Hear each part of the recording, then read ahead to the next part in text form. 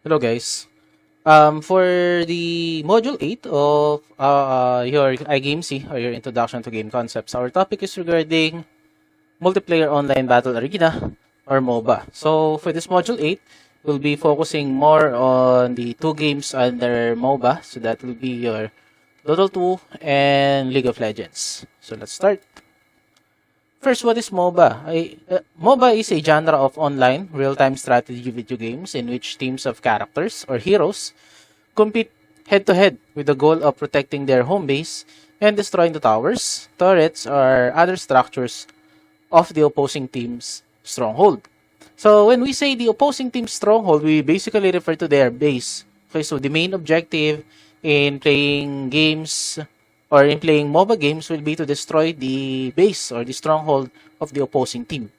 So these games are something more than games, combining public performance, money, adrenaline, and fame. They are spectacle incarnate. League of Legends and Dota 2 are the most popular games under MOBA or under the MOBA genre. So first, Dota 2. So Dota 2 is a multiplayer online battle arena or MOBA genre which combines elements of real-time strategy games. So like Warcraft and Starcraft with tower defense games like Plants vs. Zombies and Dungeons and Dragons. Then, or before we proceed in League of Legends, so basically Dota 2 is the second version of the previous game Dota, which is a map from the game Warcraft 3. Okay, so basically Blizzard published the game Warcraft 3 and a player or a map modder developed a map within the Warcraft 3 game. The map was called Defense of the Ancients, which is the abbreviation of Dota. Okay? So, the game Dota 1 was, I believe, developed by Yules and now being maintained and improved by Yules alongside with Valve. So, next, we have League of Legends. So, League of Legends, or LoL, is a team-based strategy game where two teams of 5 powerful champions face off to destroy the other's base. So choose from over 140 champions to make epic plays, secure kills, and take down towers as you battle your way to your victory. In Dota 2, the characters or the player picks a character which is simply known as hero. So since they are in the virtual representation of you, the player. So while in LoL, the character is called a champion.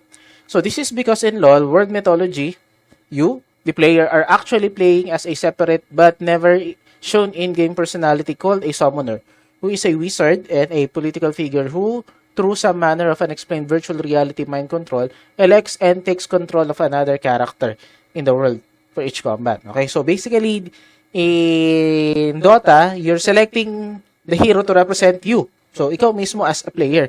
But in Dota 2, you're acting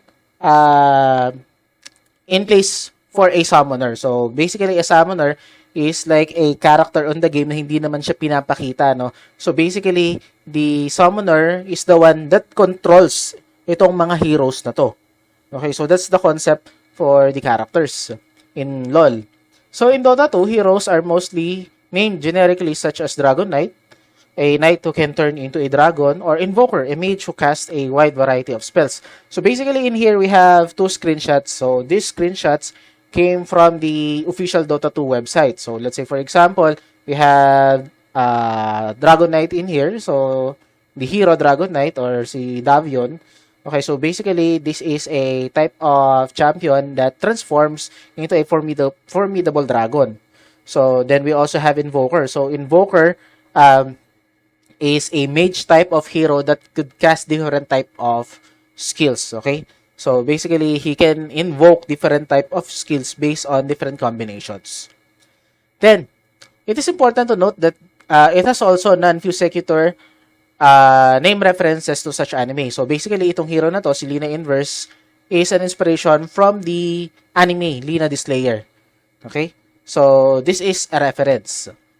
Next is, when it comes to LoL, all the characters exist as specific properly named characters such as Jarvan IV and Irelia, that exists in the coherent world that is in the midst of war between two empires similar to Boromir and Saruman in The Lord of the Rings. So basically, these screenshots are taken from the official website from the League of Legends. So basically in here, you'll be shown the brief description of who these characters or who these champions are.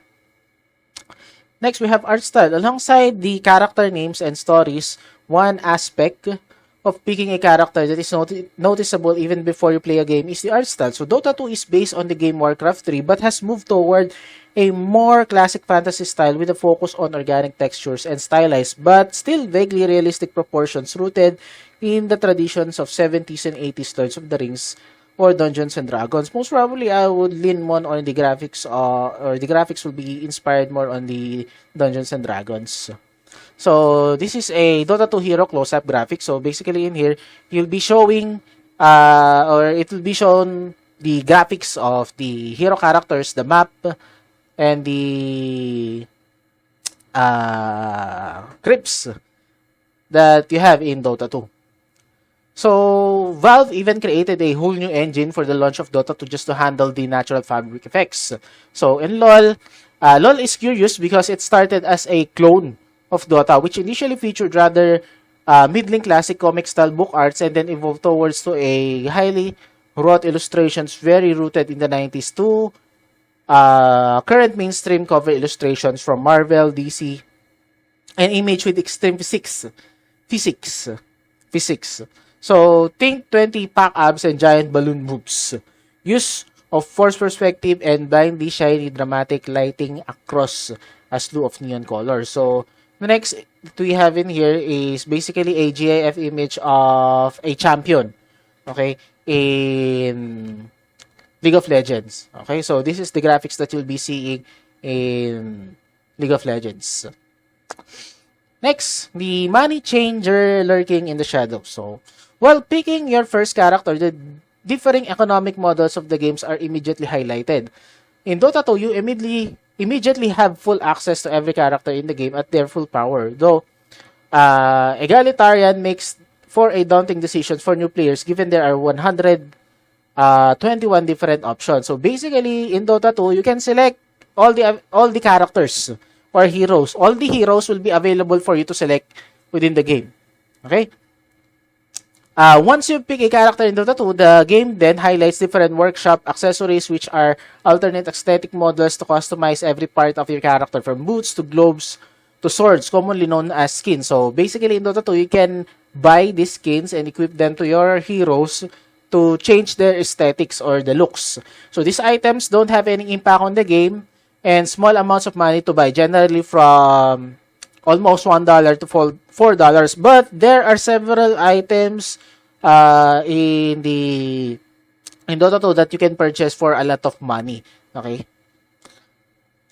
So, in here, basically, in this GIF, it will be showing you the different type of skins or equipments that you can equip in your character. So basically, ito yung iba't ibang klaseng skins na pwede yung i-equip with your character. No? So possibly, this could be weapons, okay? Or this could be yung overall look ng heroes nyo. Okay? In LoL, they have 154 characters to play, but new players initially only have access to a set of 10 of those characters they can play for free. So, to permanently acquire a champion, you can spend money, generally between $4 to $10, or in-game currency called IP and Blue Essence that you gather slowly by playing matches. So, basically, dito sa game na to, not all characters are unlocked. You need to purchase most of the characters. Okay, so it's either you'll be buying them using IP or Blue Essence. So, basically, you can grind itong IP na to and Blue Essence na to in the game. Okay, but you can also use actual money to purchase itong mga resources na to. So, such as yung sa Blue Essence. Newer characters cost the most, while older characters are cheaper. So, each week, another different set of 10 champions will be available for free. So, if you want to keep playing the character you like, you need to buy them. Okay, so you can also buy aesthetic variants called skins since they replace the whole model of your character. So, basically, this is the same concept in Dota 2. Okay? You can purchase a different model for the character that you're using. Okay? Also, this is same for the game Mobile Legends. You can also purchase skins dito sa mga type of games na to. Next, we have MOBA roles.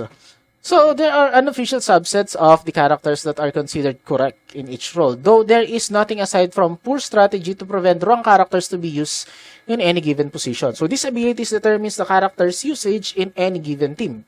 So, similar to a football match, games are played out strategically based on the strengths and weakness of each team.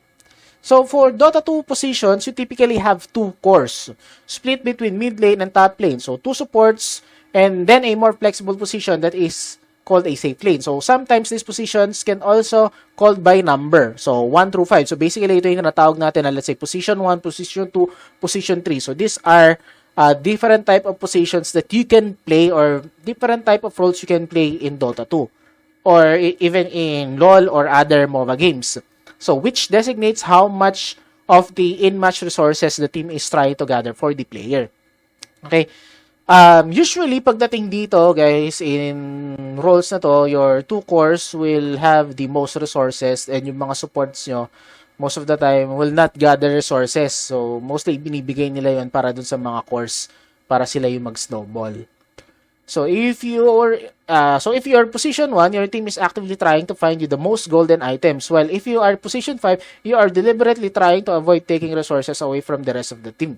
So, basically, itong mga cores natin na to are the priority in farming and in experience, same as with items, okay? So, usually, these are your ADC, okay? Or, in Mobile Legends, these are your marksman. So, basically, these are the type of characters that you feed items and golds. Kasi usually sila yung mga type of roles na once na nag-late game can deal high amount of damage. Okay? Para mag-destroy ng structures such as towers or turrets or to kill yung mga enemy heroes or champions. So, this is not hard-coded into the game and can change within any given match. So, basically, itong mga roles na to are being set by the meta. So, meta is basically the parang, ano ba to? It's the most efficient way of playing the game using this type of heroes, this type of builds, this type of strategy. Okay, so basically the meta defines itong mga meta roles na to. So, if for instance, the mid lane core, typically position 1 or 2, gets totally shut down, but the other position, such as the support, somehow got away ahead of the team, can make the call to now retreat them as position 1, giving them more money or protection. So, basically, if your core, na-shut down yun, napatay na nila napatay, you can just swap out the positions, no, para makahabol kayo within the game. So, in Dota 2 tournaments, it is typical to see almost 90% of the characters get paid at some point across the games. And players are expected to know all main characters in their position, which is emphasized by having every champion available to all players. So, let's say for example in Dota, okay, so basically, yung mga players na to are assigned to positions. Okay, so let's say ikaw, your player na ang role mo is for position 1, you must know how to play yung mga heroes that could be used for position 1 or as core. Okay, so dapat lahat ng mga heroes na pwede mong gamitin as core, you know to play them. Okay? So, same as with support. So, let's say, if your position is position number 5 in the game, dapat lahat ng heroes or champions na pwede mag-support, alam mong gawin yun. Basically, because in this type of games, before even the start of the game, there is what we call the banning phase. Okay?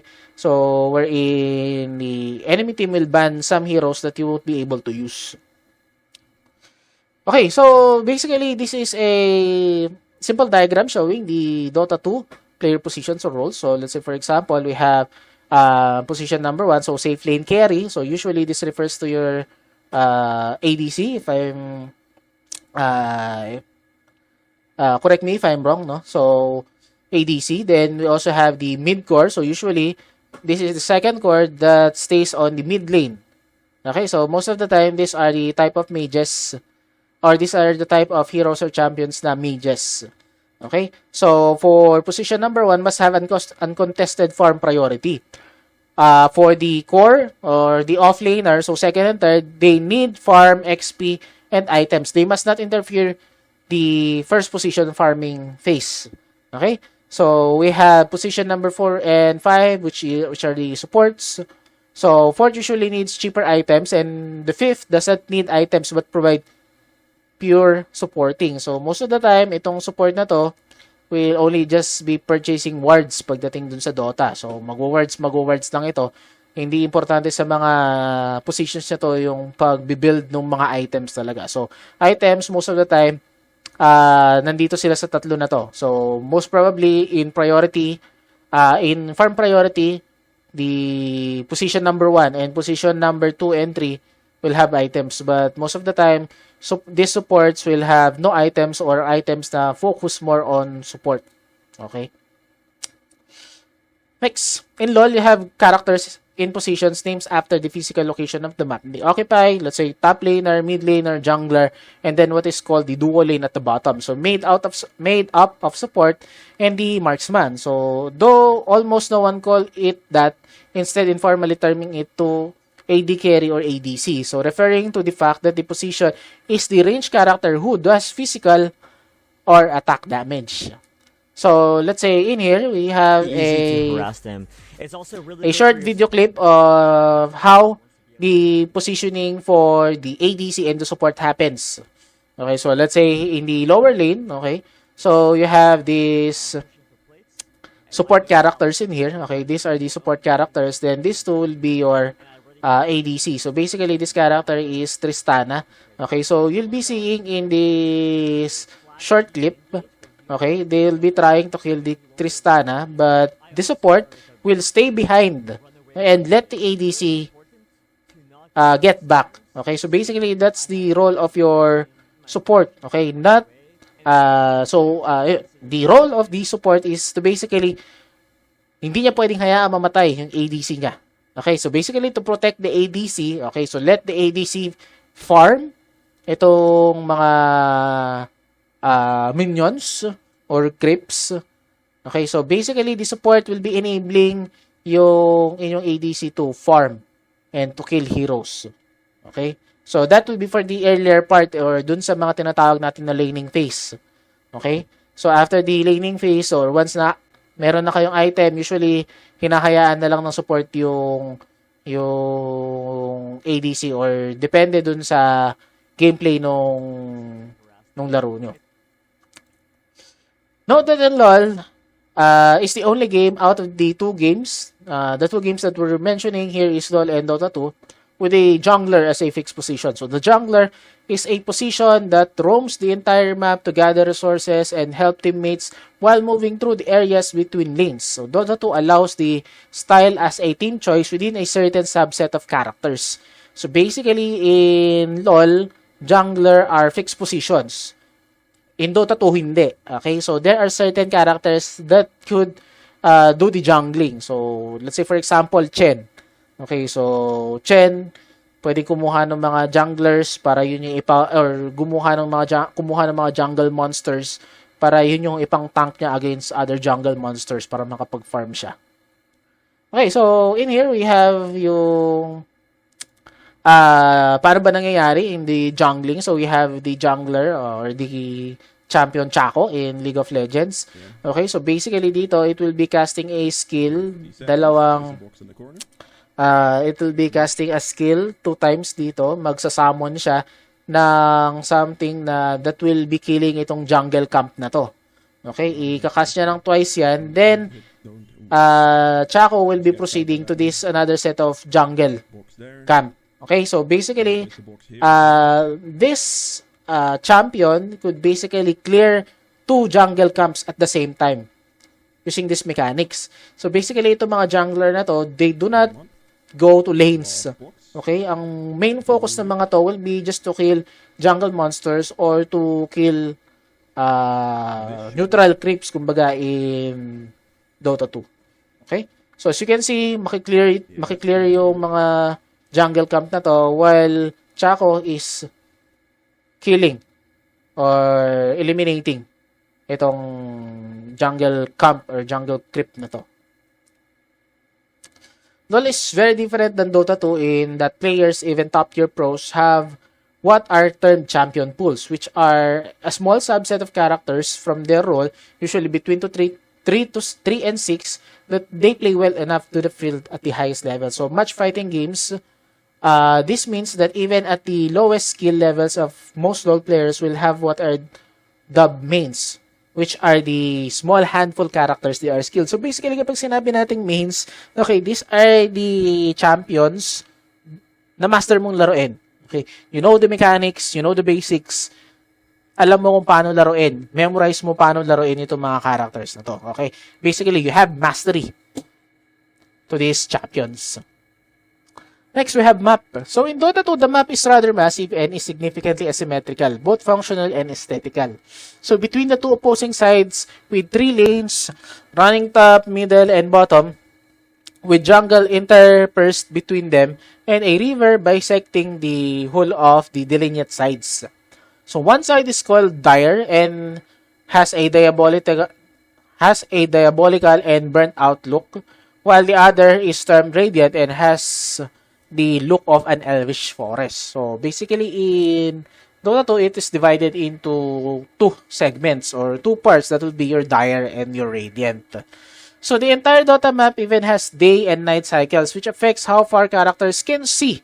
So, usually, we call it Fog of War. Okay?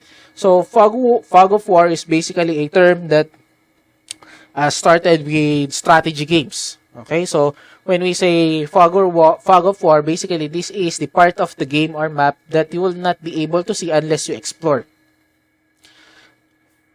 With some characters like elves and demons having better night vision or even additional powers once the sun sets. So basically, one of the characters that will have advantage in these day and night cycles in Dota 2 will be the Night Stalker or si Balanar. Okay, that will have increased attack speed and movement speed kapag yung day cycle is at night. So the sides are asymmetrical, particularly when it comes to access to the various jungle camps and the routes that lead from the sides into the lanes. Okay, so in here, so in the upper part, makikita natin dito, this is the night and day cycle. So we'll be seeing the day and night cycle for the game. So this is what I mentioned earlier. So Night Stalker or Balanar, the Night Stalker will have an increase in attack speed and movement speed once na nandun kayo sa night cycle. Significantly, Dire has vastly faster access to the biggest and most critical NPC monsters, so Roshan, which is one of the core objectives in the later parts of the match. So, one of the ways these differences affect high-level play is that in pro matches, teams start by flipping a coin and the winner gets to pick if they want to choose their side or they want to pick their first character. So, the best teams have workout strategies for either the outcome. So, basically, in this toss coin, so let's say your team wins the toss coin, you can have the choice to either pick which side, either your Dire or Radiant, okay? Or you'll be the one na first magpipick nung character. Okay, so you as the team, you need just to assess which is more advantageous on your part. LoL has a very similar map in Dota 2, which is to be expected given its history. So as Dota clone, but while the LoL map is still fairly large, it is more compact than Dota 2's sprawling map. So there are still a few differences, primarily in the access of the 2 large NPC monsters located by the river, but for the instance, the jungle layout are almost a mirror of each. So basically, in Dota 2, you only have one large NPC monster, so that will be your Roshan. So in LoL, you'll have 2. I believe it is the Dragon and Baron Nashor. So these are the map for your Dota 2 and LoL. So Dota maps 2, Radiant side is at the bottom left. Okay, this is the Radiant side, and this is on the upper top right will be your Dire. Okay, so LoL's map with blue side at the bottom and the purple side at the upper right, you can see how much smaller the map is by the scale of the various features compared to Dota map. Okay, so let's say in the space for the jungle area, okay, so the jungle area for Dota 2 is a lot more bigger as compared to LoL's map. There is no day and night cycle in LoL, so character vision remains consistent throughout the match. So rather than having one evil and one good side, the only visual differences between the two sides in LoL are the glow colors in the depth of the jungle. So as with Dota 2, teams get to select between picking sides or picking characters first in professional matches. So with both games, there is a statistically significant difference in win rates between the two sides. So in Dota 2's difference mostly explained by their side easier access, okay, to Roshan. So some top teams have figured out excellent strategies for playing less advantageous side and can gain a large perks from being able to seed picking sides and to get the first pick of the characters or vice versa. Next that we have is map movement. So one of the truly novel features of Dota 2 map is that trees that make up large portion of the terrain are destructible with certain items and spells. So when we say items, we usually refer dun sa inyong tango that you can use to regenerate. And also I believe Force Tap could be able to destroy some trees. And also heroes, later I'll be showing you a hero that could destroy itong mga trees na to. So, let's say yung Timberjack and I believe Beastmaster can also destroy itong mga trees na to. So, even basic consumable healing items that most players buy for their character as the start of the match devours a tree to heal the character. So, ito yung binabanggit ko kanina na tango. Okay, so let's say in here we have some ways on how you can destroy the trees. Okay, so basically, this is Timberjack. So, the skill of Timberjack, Whirling Death, can destroy trees. Okay? So, let's say in here, you can destroy the trees. And I believe also its ultimate, the Chakram, can also destroy the trees. And aside from skills, okay, there is also an item, okay, that we can use to destroy trees. So, basically, this item is what we call Tango. So, Tango is an item used to regenerate the hero's HP. So, you can do that by using this Tango and clicking it into a tree. So, this Tango will be destroying a tree. Then, your character will start regenerating.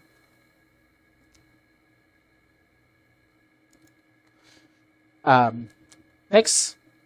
This leads to all manner of tricks, hidden pathways, and escapes that utilize this destructible terrain function to hide characters since the newly accessed coves have the same rules for vision and makes much more rest for the game line. So basically, you can use itong mga trees na to to do fog of war. Okay, so you can hide within itong mga trees na to or possibly in Dota, no? So usually yung ginagawa ng iba, ikakat nila yung tree, papasok sila dun sa isang sulok na yon. Okay, then pwede na sila magtago, especially once na hinahabol sila or ginagank sila. Or let's say for example, ginagank ka, in a corner ka, and you don't have anywhere to run, pwede kayong mag-create ng simpleng path by cutting down trees using Tango. Okay, to escape your pursuers. So, though lacking in destructible trees, one addition that LoL used to make the map more interesting is that there are swaths of high grass, usually called bushes, that a character can stand in to hide. Okay, so basically, ang counterpart ng mga trees natin in Dota 2 for LoL will be the bushes. Okay, so these bushes, once na you go inside these bushes, enemies won't be able to see you. So, while in these bushes, the other team is totally unable to see the character unless they are standing. They too are standing in the bush. So, basically, if you want to see yung character or yung champion na nagtatago dun sa bush, it's either you also go inside dun sa bush na yon. Okay, so let's say for example, in Mobile Legends, they call it face checking, wherein magkakas sila ng skill, okay, para makita nila kung meron bang tao dun sa loob ng bush na yon. These are of course utilized quite extensively for surprise attacks, retreats, and fancy footwork plays since both top and bottom lanes have sections of bushes readily accessible in the sides of the lane. So, one amusing play that tends to happen even at the pro level is to have a whole team hide in a single shrub and leap out of an unsuspecting passing enemy. So, because of this, players will often call out a number of potential dudes in bush to teammates who are wandering around. Okay? So, basically, in this type of game, it's very crucial to check uh, if there are champions or there is someone hiding in the bush. So I believe Dol will also have what we call wards in Dota. Okay, so basically these wards are used to basically check kung meron bang tao dun sa part ng map na yun. So in LoL, I believe these are used to check bushes. For instance, if no one on the team has vision or where or the 4 enemies are, the team has to play as though any given bush have 4 people in it waiting to pounce. So basically, in this type of games, even in LoL or Dota, it is very important to monitor your minimap. Okay, if all the characters are not being displayed in the minimap, you need to be cautious, okay? Because they might be hiding in a bush waiting to gank or to kill you. Okay, so we have this bush ambush. Okay, so basically, this is a mechanic wherein we have heroes hiding on the bush, okay, waiting to ambush some of the players. So in this particular example, top laner ambush in bot lane. Okay, so let's say, okay, we have 3 characters in here. Usually this happens in level 1, okay, wherein the participants must have CC or skills that can control or disable yung enemy. Okay, so let's watch this. So ito yung igagank nila. We have 3 champions in here. Magmi-miss pa tong skill na to. Okay, so basically, the concept of bush ambush is basically to surprise attack the enemy by hiding in the bush, and once na they're within the vicinity, okay, you'll pounce out. Sabay-sabay nyong aatakihin yung kalaban. Okay? Dota 2's map has no bushes but offers one more mechanic, terrain level, that helps make it feel more like a real space than a flat chessboard. So, basically, dito we have these terrains wherein yung map is not even. Hindi siya flat lang. You can go down the river or you can climb up yung certain spaces, okay? So, mostly, ginagamit din ito previously in Fog of Wars. Okay, so let's say for example, if you're on the dire side and paakyat ka doon sa Radiant, you'll not be able to see yung Fog of War, okay? So usually you utilize ito in particular gameplays. So in LoL, the map is exclusively two-dimensional, but Dota 2's map has what's amount to 3 or 4 levels of terrain in-game, with players on a level below having a chance for their attacks to randomly miss and lacking complete vision to the space above. So, let's say, for example, nandun ka nga sa taas, you'll be able to see yung mga, let's say, creeps or mga heroes na nandun sa baba, particularly dun sa river. Okay, so let's say, for example, if ikaw naman yung hero na nandun sa river, there are several spots na hindi mo makikita yung isang hero even though na magkalapit lang kayo because of the Fog of War.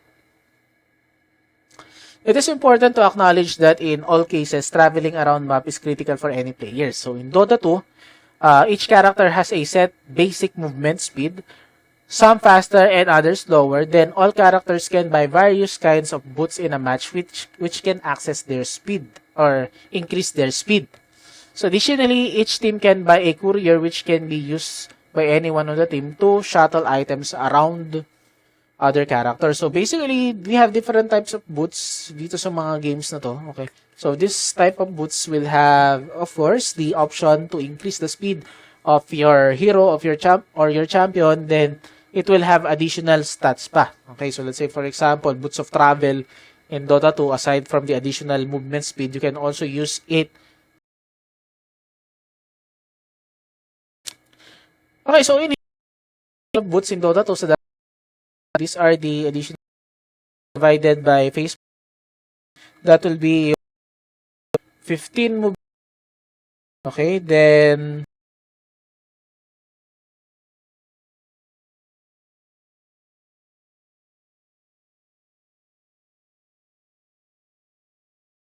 %, on range heroes, and lets you move through units and turn more quickly for 3 seconds. Okay, so we have different types of boots in this Dota 2 or LoL, and they'll have different stats given to heroes and passives or active skills. Okay, so depending on the boots.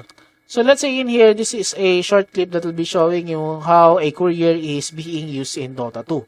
Okay, so a courier can be used to purchase from shops or stores that are far away from the character. So let's say for example, your hero is in mid laning phase and you need to buy certain items in the base. Okay, so instead na babalik ka, maglalakad ka, magte-teleport ka, you can just use your courier to buy these items and bring those items back to you. So, dati, the main purpose of couriers on earlier games or on Dota 1, basically in the laning phase, particularly in mid lanes, they use the courier to fetch the water from the fountain para makapag-heal. So, basically, yung bottle na ginagamit dun sa Dota 1, babalik yun dun sa base. Okay, it will be refilled, then yung bottle na yon, the contents will be used to heal yung hero nyo, or it can also be used to yun, para kumuha ng mga power ups like double damage dun sa Raver. Okay, so basically the main purpose of the courier is lets you purchase items from shopkeepers na nasa malayo and bring back those items to you. Okay, so basically in here, it will be showed that the courier bought an item, okay, and it will be delivered back from the hero. Okay, so this was the item. Okay, this was in here. This is the item that was delivered back from the hero. Okay, next. So, while walking around is the typical mode of travel in MOBAs. As is fitting in a real world of high fantasy, there are gobs of items and powers in Dota 2 which affect the travel and team play drastically. So, for instance, for a tiny sum of in-match resources, a character can acquire a consumable teleport scroll, or we usually refer it to TP, okay, which can be used to move from any friendly building for last-second defense or to reinforce big fights. So, in LoL, movement is similar, with each character having a unique base move speed, some slow, some speedy, which can be changed by buying one of the assortments of available boots. But in LoL, adds a convenient feature that enables any character to return to the place where they started in the game, called the Fountain. So this spell is called Recall. So this requires the characters to do nothing but cast it for 8 seconds. Or we usually call it channeling. Okay? So channeling is basically you will allow the character to cast the skill for a few seconds, make sure na hindi ka gagalaw or else maka-cancel yung spell mo. Channeling is basically hindi lang ito ginagamit for MOBAs. There are some other games that also utilizes yung channeling mechanics. Okay? So let's say in here, so in Dota 2, you have this item. You can use this item to teleport to friendly units. So possibly, pwede kang tumalon papunta doon sa first tower mo kung nandun ka sa base, or let's say for example, you need to regenerate, okay, ayaw mo maglakad, you can teleport pabalik dun sa base nyo. So basically, teleport allows you to travel or to teleport to friendly units or friendly structures. Okay, in Dota 2, we also have yung Boots of Travel. So Boots of Travel will also allow you to teleport, but not limited on, I believe not limited on friendly structures, but on allies, okay, or such as I believe creeps. So, but in LoL, hindi nyo na kailangan bumili ng portal kasi there is a built-in spell that you can use. Okay, so that will be the recall. All you need to do is to select letter B or click this icon dun sa keyboard nyo. So basically, this is an example of the recall animation Okay? So, makikita nyo, there is a countdown in here. So, basically, you need to finish itong countdown na to or yung channeling na to in order for you to successfully cast this spell. Across two games, characters have a variety of abilities to speed themselves up. So, speed up other characters or even teleport in various ways. Though LoL has marginally less characters with built-in long-distance teleports than Dota 2. So, one telling feature of the MOBA genre is that both major games include a way for every character to teleport short distances. Okay. So, kanina, we previously shown itong Town Scroll Portal or itong recall na to. Okay, so basically, you can teleport to long distances. Yun nga lang, there are set limitations. So, let's say, sa Town Portal, you can TP to friendly structures. Itong recall na to, kahit nasaan ka, pwede kang mag-recall pabalik dun sa base. But in here, the teleport that we're referring will be a short distance teleportation. Okay? So, this short-range instant movement can be used for innumerable purpose. And the way that these two games give players this genre-defining power is very different and is telling of the overall design philosophies. So, LoL, technically, 2 slots for tuning your character out of the match with summoner spells. Yet, one of them is always the flash spell, which instantly jumps you to a short distance for 3 minutes cooldown. With Dota 2, there isn't any equivalent ability selection in like LoL summoner spells, but you can trade in-match resources for a Blink Dagger, so which you can activate every 20 seconds to instantly warp to a spot near you. So the reach is much further than the Flash, but because of the Blink Dagger requires quite a bit of resources to get, takes up one of the only 6 inventory slots, it provides no additional combat benefits. Usually only characters who can utilize it directly buy one. The types of characters that will be buying this type of Blink Dagger will be characters that needs to cut distance quickly. Okay, so usually in Dota, these are the type of heroes that could provide game-changing skills like Echo Slam, etc., or Ravage, or Reverse Polarity from Magnator. So, this is an example, or this is the logo that you can see for the Blink in Dota 2, and this is for the Flash in LoL. So, basically, these two GIFs would be showing you the instant teleportation from one distance to, or from one point to the other point, covering short distance. Okay, so in this particular examples, there won't be any cooldowns. Okay, the main purpose of showing this GIF is to basically to show you the concept of how Blink and Flash happens in Dota 2 and LoL. Characters with spells that are centered around the character but do massive AoE damage in stunts like Tidehunter's Ravage, okay, which throws all enemies up in the air, canceling whatever they were doing, or Earthshaker's Echo Slam, which causes a shockwave all around himself that stuns and thus compounding additional damage for every enemy it hits. Basically, rely on Blink Dagger to be relevant. Okay? So, basically, gagamitin nyo itong Blink Dagger na to para mag-blink in. Okay? When we say blink in, basically, transport nyo yung sarili nyo to the enemies. Okay? Once na nasa tabi nyo ng enemies, then you'll be casting itong mga skills na to. So, this type of damage are either large AoE stuns, okay, or large AoE damage. So, this is an example or the Blink Echo Slam. Okay? So, basically, the hero will be coming from this side. Okay? Magbi-blink siya papasok dito. Okay? Pag pasok ng Earthshaker dito, ayan, it will be casting yung skills niya. So, Echo Slam, yung Totem, tsaka yung Fissure. So, basically, ubos itong mga to upon the entry of Earthshaker. Okay? So, blink from here to there, casting the skills, killing all the enemies. While many games, both analog and video, have two teams playing on a field with opposed goals, doubling with the metaphor of war, in case of MOBAs, the goal is much more warlike. with the end goal being physically destroy the opposing side's architectural structures and ransack their inner sanctum. So this structure is termed the Ancient in Dota 2 and Nexus in LoL. So all will explode when defeated. So the main objective in playing MOBAs will be not to kill enemy champions or heroes, but it's basically to destroy the enemy's base. Okay?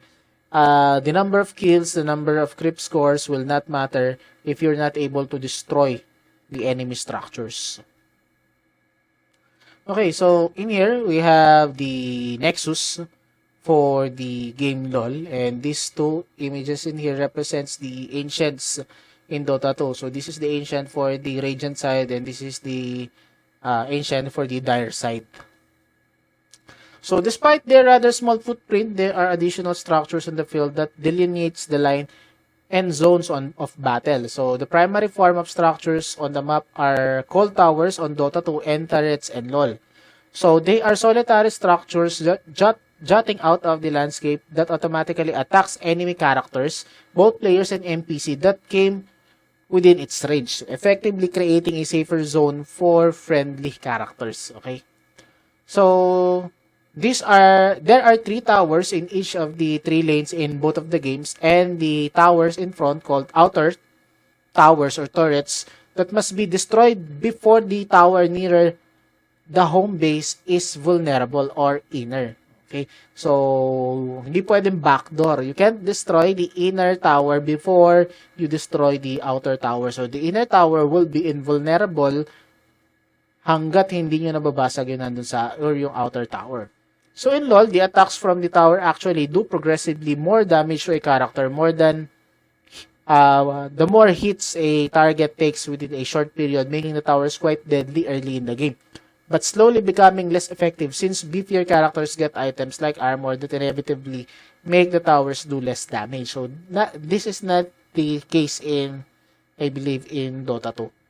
Dota 2, I believe, will have fixed amount of damage for the towers, unlike in LoL, that the damage progressively increases. So, these are the examples of towers and turrets. So, this is an example of tower in Dota 2, and this is an example of a turret in LoL.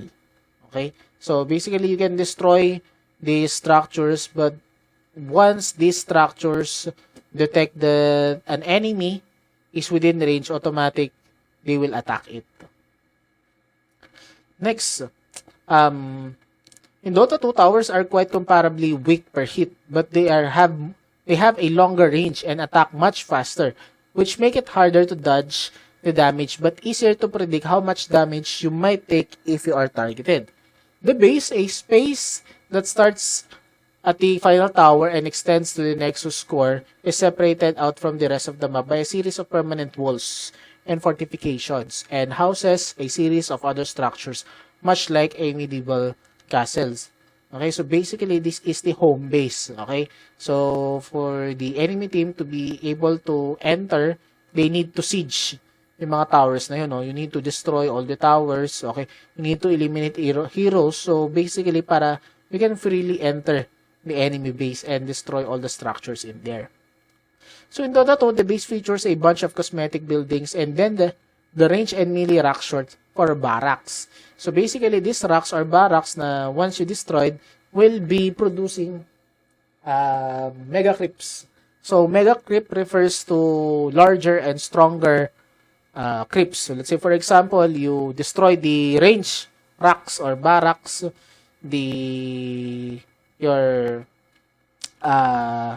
your enemy base will be producing stronger range minions or creeps. So destroying this will permanently cause the team who successfully killed the barrack to spawn stronger minions in that lane, thus giving them an advantage since their reinforced minion waves will constantly push the rate of the battle forward. So LoL is very similar but has no cosmetic buildings and only one inhibitor, a giant gem structure in each lane. So once an inhibitor is killed, the team who successfully destroyed an enemy inhibitor gets an extra minion called a super minion, which is, as its name implies, stronger than usual, which moves down the lane. So basically, destroying the rocks and the inhibitors will provide you an advantage by either providing you with larger and stronger minions or providing you additional minions. So these are the images that represents the barracks and inhibitors. So basically, these images, these two in here, will be the barracks for Dota 2, and these are the inhibitors for LoL. So, in all cases, killing one of these inner structures creates a massive pressure on the lane since the extra strong NPC that spawn forced the team who lost it to be constantly and actively working to defend that lane against the increased NPC onslaught. So, both Dota 2 and LoL, getting an inner structure killed is usually the beginning at the end for the team. Okay? In Dota 2, losing the first track corresponds to a nearly 90% game loss rate in pro tournaments. And in fact, is usually only attempted late in game by a team who has accumulated an overwhelming advantage. Okay, so basically, kapag na-destroy yung mga rocks or inhibitors nyo, laging lugi na agad yung mga minions nyo and your lanes. You need to constantly defend yung lanes nyo para hindi nila ma-push yung or ma-destroy yung nexus nyo or your ancient. So, we have map shops. So, at the far back end of the base, in these two games, is a safe zone of sorts called a fountain, which will automatically heal friendly characters over a short time. And in LoL and Dota, also unleash very strong attacks on opposing player, which almost instantly kill them.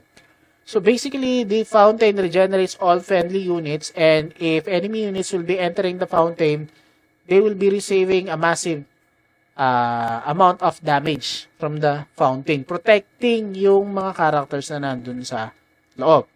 The almost portion is critical because it shows just how ruthless these two games can be to new players, since even the most protected space in the map includes a possibility of an opposing player making a nearly suicidal dive and killing you. So when we say suicidal dive or fountain dive, usually refers to dun sa mga heroes or mga champions that could enter the fountain without being killed and possibly kill you inside the fountain. Okay? So, there are also a few instances in the older version of Dota, or which is the Dota 1, wherein you'll be able to destroy the fountain. Okay? Leaving your enemies with no fountain to heal them. So, you'll be just using, I believe, Briley to freeze the fountain and someone who will be destroying the fountain. At the far back end of the base in these two games is a safer zone. Particularly, this is used as a way to flaunt victory at the very end of a match, butchering the opposing team on their own fountain. So the fountain also where you start the game and where characters are spawned after dying. In both Dota 2 and LoL, the safe zone is also a shop that allows you to shop for items with gold you earn in-game match by killing minions or characters. So this is an example of a tower dive. So in Dota 2, so this was done by Bristleback and IO. Okay, so basically this is Bristleback. Okay, this is the enemy fountain. So this is the enemy. Okay, so Bristleback will be going inside the fountain. Okay, so basically ang ginagawa ng Bristleback dito is just mocking yung enemy team na you can't kill me even inside nung fountain nyo.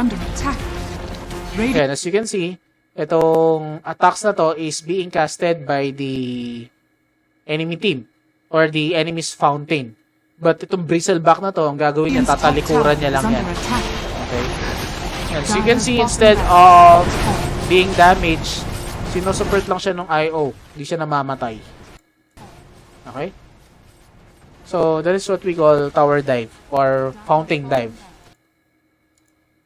So, between respawning, healing, and buying items throughout any game, any player will be spending a significant amount of time using it as a hub for their forays out into the wild of the map. So, Dota 2 has a pair of additional shops on each side of the map. So, one is a small side shop which has a limited selection of rudimentary items conveniently located near the battlefront, which is useful because unlike LoL, there is no spell to get you freely back to the base. So you can purchase some items or rudimentary items in those side shops.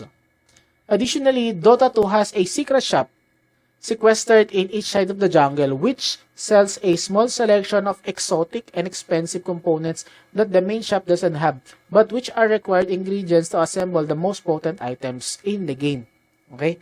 So, one of the fascinating decisions in Dota 2 was to allow the players to buy from any shop they can physically access, not just their own team's shop, so invading teams often make a quick purchase so they can retreat out of the other side. Okay? So, this is the shop that you'll be seeing in the base, and this is the secret shop naman in the Dota 2. So, basically, in this part of the map, this is the part where you can find the secret shops for the Dire and for the Radiant side. It seems worth noting that in both of these games, the safest, best defended place on the map, which is also where you return from the dead and where you heal your battle, is also store. Okay, so basically, pagka landing mo or pag nag-respawn ka, nandun ka agad sa base, you can easily purchase your items. Next, we have farming. In both Dota 2 and LoL, the timer starts the moment the player load in and everyone is given a couple of minutes to purchase basic items. Take up positions around the map before the baseline NPCs called minions start their incessant spawning. So, minions in LoL, we call them creeps in Dota 2. So, these unfortunate peons come in timed waves and mindlessly charge from the base down each lane and then fight each other side's minion in a sad little battle when they meet them. So, while they are helpless and fairly weak, there are plenty of complex rules and interactions that make minion movements. So, aggro, in short for aggression, as their targeting algorithm is called, and manipulating the underlying logic of fundamental feature of high-level play. So, in Dota 2 and LoL, something extremely important happens when a player is the one to strike the killing blow on a minion or a creep. So, last hits will be providing you gold. So, to this fortunate and ruthless soul, a small amount of gold is given. Yet, it is vital to understand that the gold is only given to players who can last hit the minion or the creeps. And that gold is too seemingly small at first, adds up to be the fundamental mechanics for growing a character in power. So, basically, yung creep score nyo or CS nyo in Dota 2 will define how many gold yung ma-accumulate nyo within the game. One essential skill in playing MOBAs will be farming. Okay? So, the more last hits that you can have in the game, the more gold you can acquire. Not only is gathering gold through last hitting important, it is also shockingly complex. So, let's say in here, the usual laning phase happens something like this. So, you have the two opposing sides. So, in this particular screenshot, that will be the Dire side, the red ones, and the Radiant side, the green ones. So, basically, these creeps or minions will be fighting each other. Then, this enemy or these heroes will be last hitting itong mga creeps na to in order for them to gather gold. So, in this screenshot, it will be showing na, let's say, you have these creeps, and once you kill it, you'll be having additional gold. So, in this particular instance, you'll be having additional 40 gold, which is displayed in here. Okay? Itong text na color yellow na plus 40 refers to the gold that you earn when you kill a monster or when you kill creep or a minion. So, in LoL and in Dota 2, you won't be able to get gold if hindi ka nakakakuha ng kills or last hits. But there are certain MOBAs na kahit hindi ikaw yung mag-last hit, you'll be able to have gold, such as yung sa Mobile Legends. Basta nandun ka lang sa vicinity, kapag namatay yung minion, you'll be gathering gold. So, unlike in Dota 2 and LoL, you must have last hits. Okay, this is one of the very important skill and mechanic in this MOBAs. LoL has made this farming integral to its attempt to construe balance as more firmly in the individual's player rather than the collective team's hand. So to understand anything about pro play, it is crucial to understand how much of the resources minions make up and how drastically failing to kill minions can hamper a player. Killing a player is worth 300 gold. So basically, give or less. Okay, which equates to last hitting just around 15 million or 15 minions. So, makalasit ka ng 15 minions is equivalent to killing a player or killing a champion or hero dito sa MOBAs na to. So, it's up to you as the player which are you going to prioritize. Will you prioritize killing players or last hitting minions? For reference, a perfect minion score at 25 minutes would be 305 CS or creep score, aka minion skill. And some players can actually hit above that level using some tricks. There is also a small amount of ambient gold that every player gains just for being in game. But just that 305 killed minion equates to 6,841 gold gained. So given that big items cost around 300 gold, 3,000 gold, a player who CS 3 or 4 minions in every wave will still be full item behind a perfect player with 25 minutes just from CS, okay? Without hero kills. It's common in many games, even at pro level, for it to become virtually impossible for a player that falls behind to even get close enough to last hit with a serious risk of dying. Okay, so basically, in the laning phase, usually happens harass. Okay, so basically, you'll be harassing the enemy para hindi siya makapag-last hit na maayos or usually, pinapatay agad yung kalaban, okay, para kailangan niya mawawalan siya ng resources such as gold and will give advantage to the other hero or champion. So this cycle makes it even easier for the dominant player to perfectly CS and harder for the weaker player to get any CS because the dominant player will have the items. Okay, so if you have the items, mas madali mag-CS or madali makalasit. Getting progressively further ahead owing to maximizing a position in this exponential resource gathering system is called snowballing. So snowballing basically yung happens when a hero or a champion basically gathers all the resources na kailangan niya dun sa pinakamaikling oras. Okay? Possibly, let's say in Dota, you have perfect CS and napatay mo rin yung kalane mo ng sabihin na natin 4 to 5 times. Pwede ka na mag-snowball nun. Okay? So, while Dota 2's numbers are quite different, disparities can grow even quicker because if you're faster than your opponent, you can kill your own minions. That will be yung denying. So, to stop the other player from last hitting them. So, once you deny or once you last hit your own monsters or once you kill your own monsters, syempre, hindi makakakuha ng gold yung kalaban mo. Okay, so this is basically really important concept, particularly in Dota 2. So, if you can last hit yung monsters ng kalaban and you can deny your own monsters, yung kalane mo or your enemy, walang makukuhang gold yun. So much of underlying dissonance between the perception of LoL and the actual way games tend to play out is rooted in the notion that killing your opponent seems to be, but isn't actually the primary objective. Even though with a genre name like Multiplayer Online Battle Arena, it seems like it should be. So basically, yung ibig sabihin lang nito, in MOBAs, the main objective is not to kill champions, kill heroes, mag-farm or last hit yung mga minions. Okay? It's an important mechanic in playing the game, but that is not the main objective. Okay? Killing the player or killing the heroes or champions and minions will provide you resources. Yes, but the main objective will be to gather those resources, use those resources in order for you to buy items to destroy the enemy base. It's either the turrets, the towers, or enemy structures. So at the end, in order for you to win the game, you must destroy either the Nexus or the Ancient.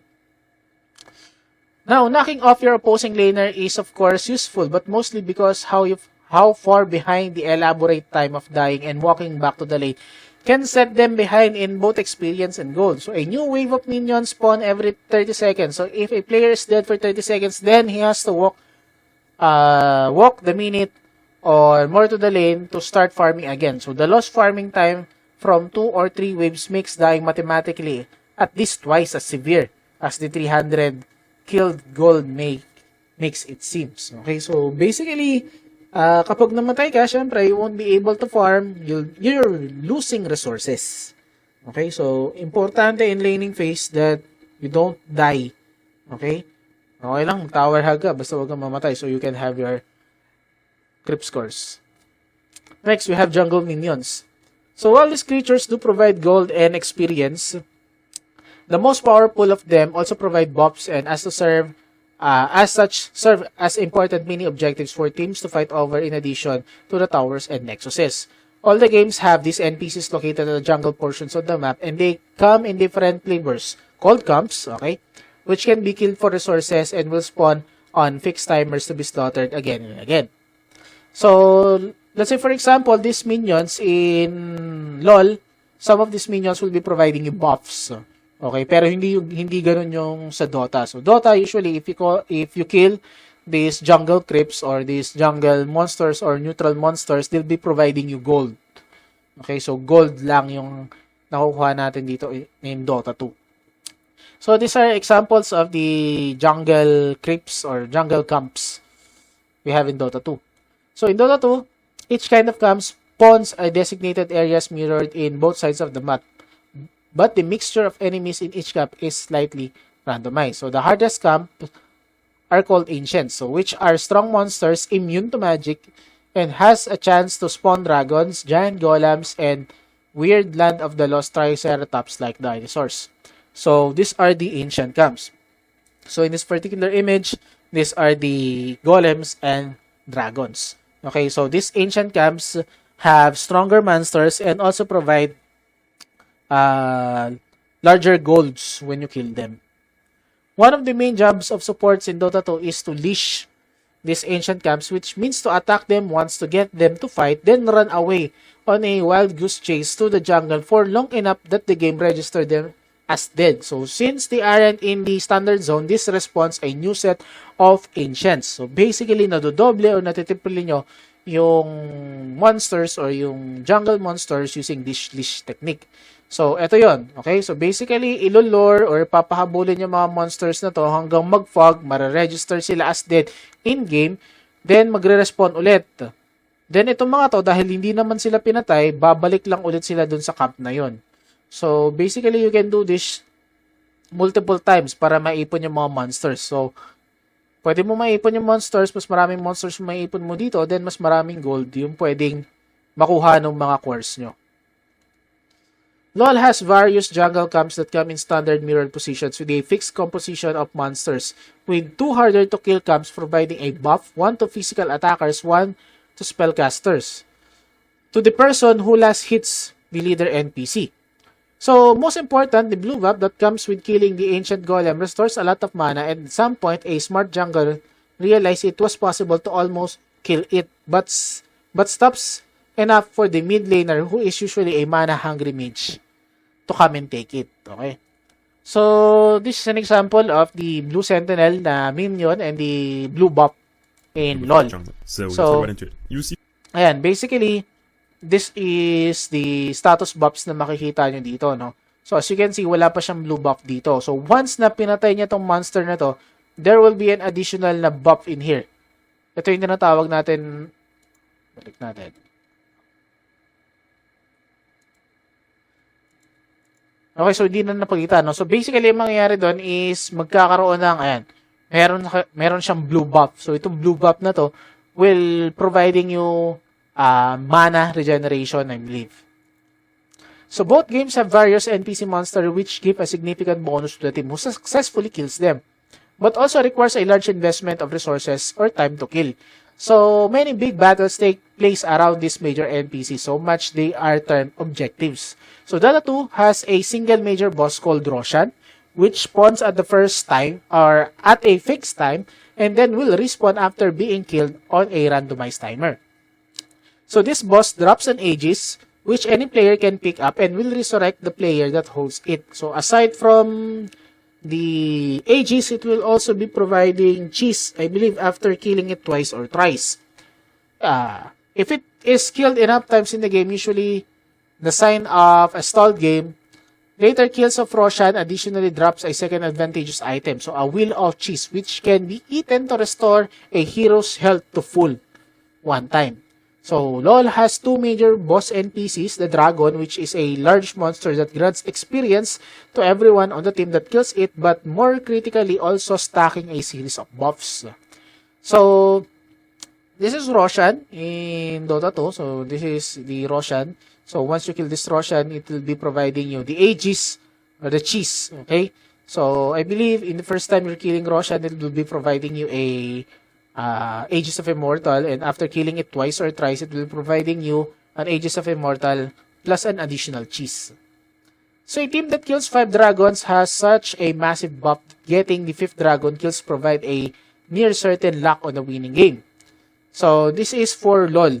Now, the dragon becomes a more and more critical objective as the game goes on, and teams can even try to rush a bunch of quick dragons, which requires the other team to have to contest the 4th and the 5th dragon, making for much more action-packed games.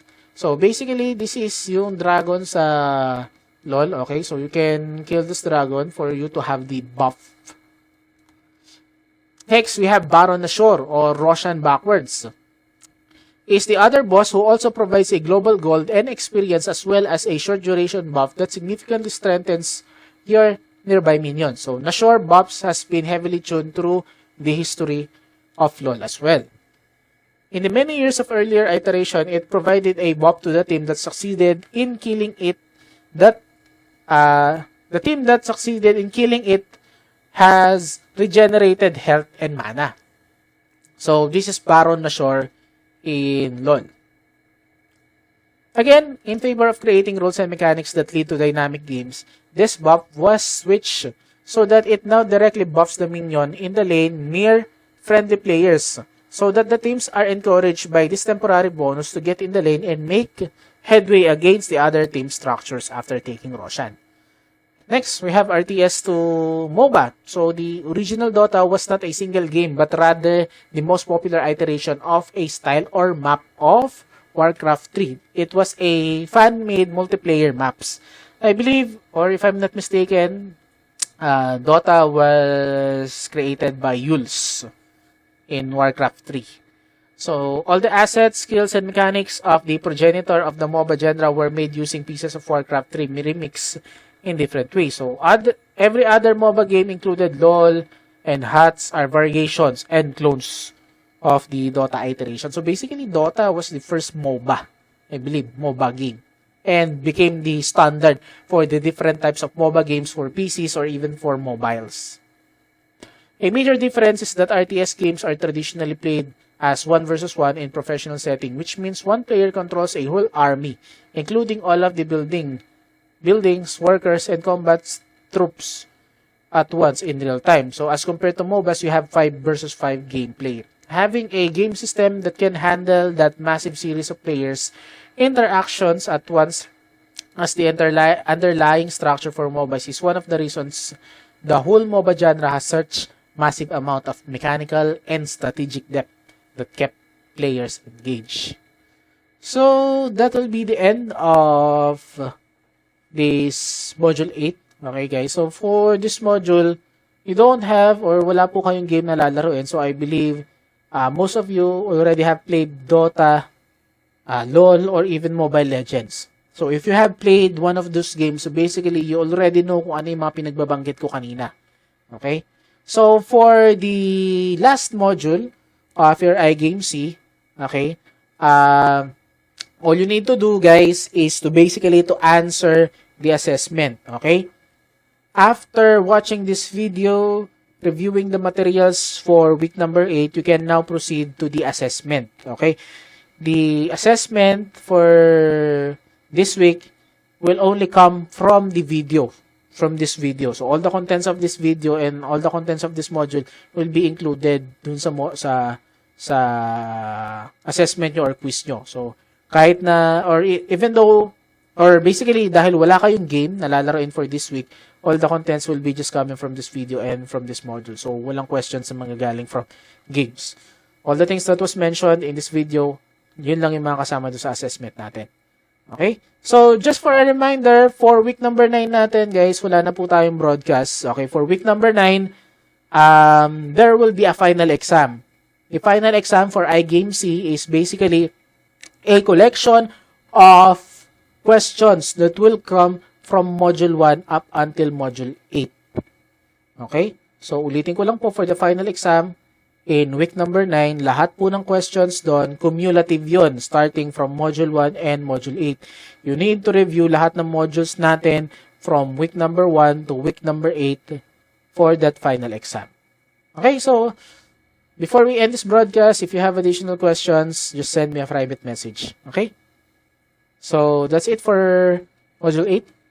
Thank you.